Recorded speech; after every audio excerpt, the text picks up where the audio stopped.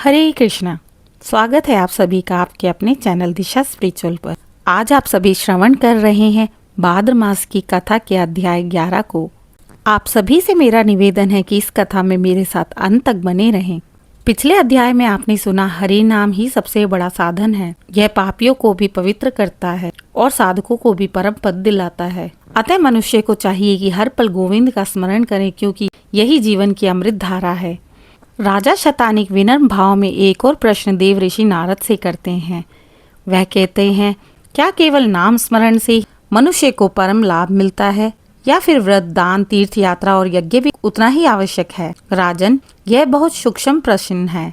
सुनो, व्रत, दान, यज्ञ, तीर्थ स्नान, ये सब पुण्य तो अवश्य हैं, किंतु यदि इनमें भक्ति का भाव ना हो तो ये केवल बाहरी कर्म बन जाते हैं। जबकि हरि नाम मन, वचन और आत्मा को पवित्र कर देता है। जो हरि नाम करता है उसका किया गया दान अनेक गुना फल देता है, उसका व्रत सफल होता है, उसकी तीर्थ यात्रा पूर्ण फलदायी होती है। अतः नाम स्मरण सभी साधनों का आधार है। देवऋषि, तो क्या यह कहा जा सकता है कि यदि यज्ञ, व्रत और दान सभी सफल होते हैं जब वे हरि नाम और भक्ति के साथ जुड़े?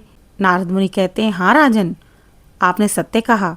बिना हरि नाम के लिए कर्म वैसे ही है जैसे बिना दीपक के अंधकार में चलना, लेकिन यदि हरि नाम हो तो साधारण कार्य भी महान हो जाता है और वह फलदायी होता है। यही कारण है कि नाम जप को ही सर्वश्रेष्ठ साधन बताया है। हरि नाम में ही व्रत का बल है, हरि नाम में ही दान का प्रभाव है और हरि नाम में ही यज्ञ की पूर्णता है। देवऋषि, अब मैं समझ गया, यदि हर कार्य में हरि नाम है तो वह दिव्य हो जाता है। राजा शतानिक आगे पूछते हैं, देवऋषि नारद, आपके वचनों से मेरा हृदय आलोकित हो गया है, मगर मेरे भीतर एक और प्रश्न है। जो मनुष्य जीवन भर पापों में लिप्त रहता है और मृत्यु शैया पर आकर केवल एक बार हरि नाम लेता है, क्या वह भी मोक्ष का अधिकारी बनता है? हाँ राजन, आपने बहुत महत्वपूर्ण प्रश्न पूछा। सुनो, यदि कोई मनुष्य ज्ञानवश पाप करता है और अंत समय नारायण, गोविंद, कृष्ण, राम नाम उसकी जीवा पर आ जाए तो उसके समस्त पाप क्षण भर में जलकर भस्म हो जाते हैं। जैसे अग्नि की एक चिंगारी हजारों वर्षों का अंधकार समाप्त कर सकती है, वैसे ही हरि नाम की एक ध्वनि जीवन भर के पापों को नष्ट कर देती है। देवऋषि, क्या इसका अर्थ यह है कि हरि नाम इतना प्रभावशाली है कि मृत्यु समय भी यह मुक्ति का द्वार खोल देता है? हाँ राजन, यही तो हरि नाम की महिमा है।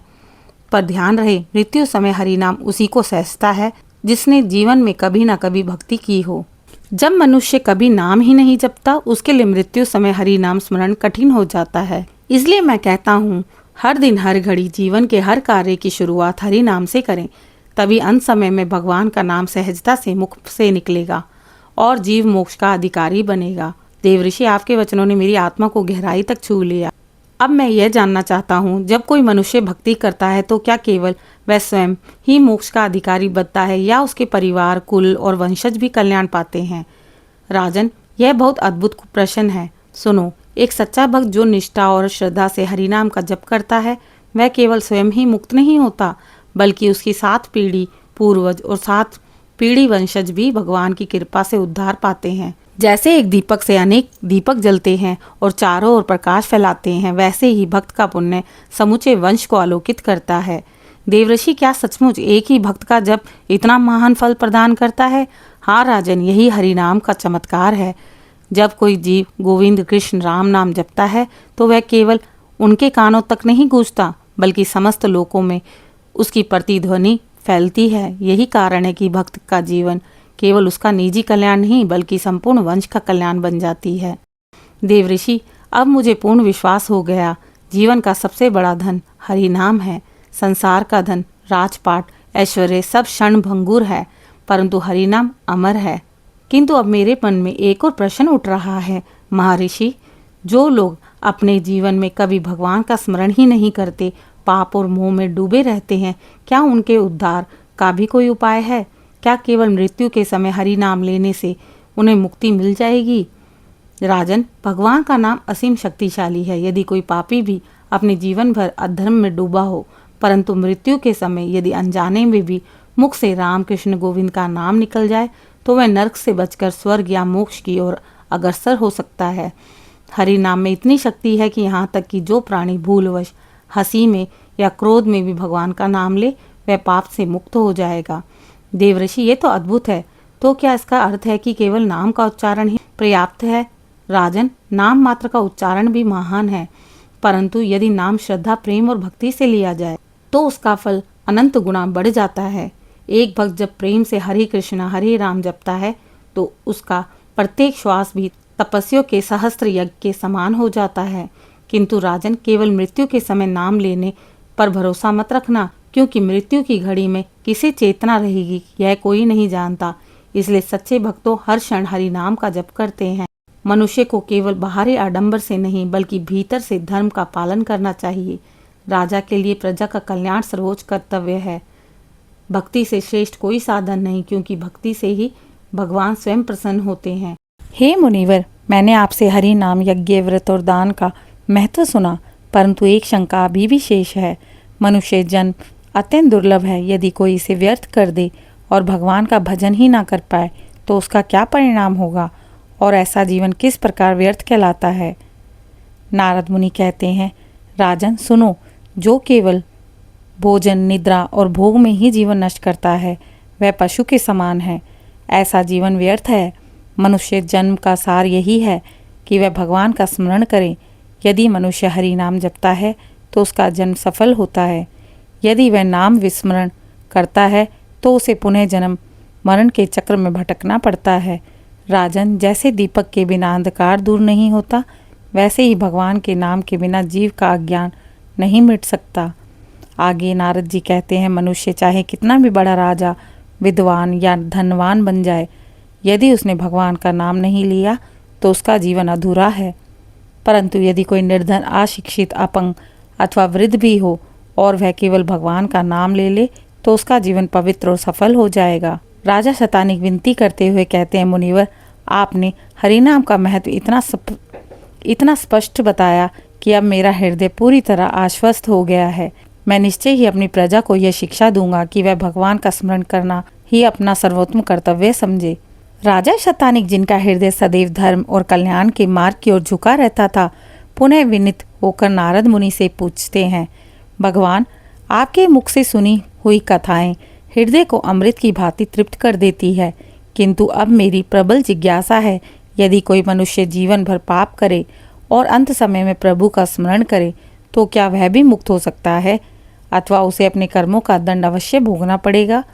नारद मुनि कहते हैं, राजन, भगवान अनंत करुणामय है। वह भक्त और दीन का सहारा है। यदि कोई जीव अंत समय भी उनका नाम ले तो उसके अनेक जन्मों के पाप नष्ट हो सकते हैं, किंतु स्मरण रहे वह मुख से नहीं बल्कि हृदय की गहराई से होना चाहिए।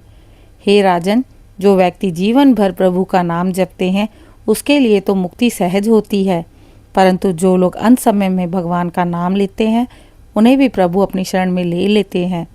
राजन, एक समय गजेंद्र नामक हाथी को ग्रह ने पकड़ लिया। जब उसका बल समाप्त हो गया तब उसने करुण भाव से नारायण पुकारा और देखो, स्वयं भगवान विष्णु गरुड़ पर सवार होकर दौड़े चले आए और गजेंद्र को मुक्त कराया। यह प्रसंग इस बात का प्रमाण है कि प्रभु अंत समय में किए गए स्मरण को भी व्यर्थ नहीं जाने देते। आगे राजा शतानिक पूछते हैं, भगवान, यह तो आपने बताया है कि अंत समय में स्मरण भी जीवन को मुक्ति दिला सकता है, परंतु मैं यह जानना चाहता हूँ कि मनुष्य को जीवन भर कौन कौन से व्रत, दान और अनुष्ठान करने चाहिए जिससे उसे पापों से मुक्ति और पुण्य की वृद्धि प्राप्त हो? नारद मुनि गंभीर स्वर में कहते हैं, राजन, यह प्रश्न अत्यंत कल्याणकारी है। सुनो, सत्य का पालन करना, दान का महत्व बढ़ाना, व्रत पालन करना, तीर्थ स्नानों में जाना, हरि नाम सा कीर्तन करना, यह सभी कार्य करने से, प्रभु का नाम लेने से जीवों के लिए संसार के बंधन ढीले हो जाते हैं। नारद मुनि आगे कहते हैं, राजन, एक बार एक अत्यंत पापी मनुष्य मृत्यु के निकट पहुंचा। उसने जीवन भर कोई पुण्य नहीं किया, किंतु अंत समय में उसने भूखे ब्राह्मण को एक कौर अन्न दान कर दिया। उसी एक दान ने उसे यमलोक की यातनाएं से बचा लिया और स्वर्गलोक का अधिकारी बना दिया। इससे यह सिद्ध होता है कि छोटा सा पुण्य भी, कर्म भी प्रभु की कृपा देता है। राजा शतानिक हाथ जोड़ कहते हैं, भगवान, अब मैं समझा कि जीवन में हर क्षण पुण्य कर्म करने का प्रयास करना चाहिए, चाहे वह व्रत हो, दान हो या प्रभु का स्मरण। यह अब आत्मा की शुद्धिकरण के लिए है। सत्य, दान, व्रत, तीर्थ और हरिनाम ये 5 मुख्य साधन हैं छोटा सा पुण्य कर्म भी महान फल देता है। जीवन का हर क्षण प्रभु भक्ति और सेवा में लगाना चाहिए। ओम नमो भगवते वासुदेवाय। प्रिय भक्तों, आज की कथा का समापन आज हम यहीं करते हैं। कल सुनेंगे अध्याय 12 को। इसी प्रकार की कथाओं को सुनने के लिए इस चैनल को लाइक, शेयर, सब्सक्राइब करें। हरे कृष्णा।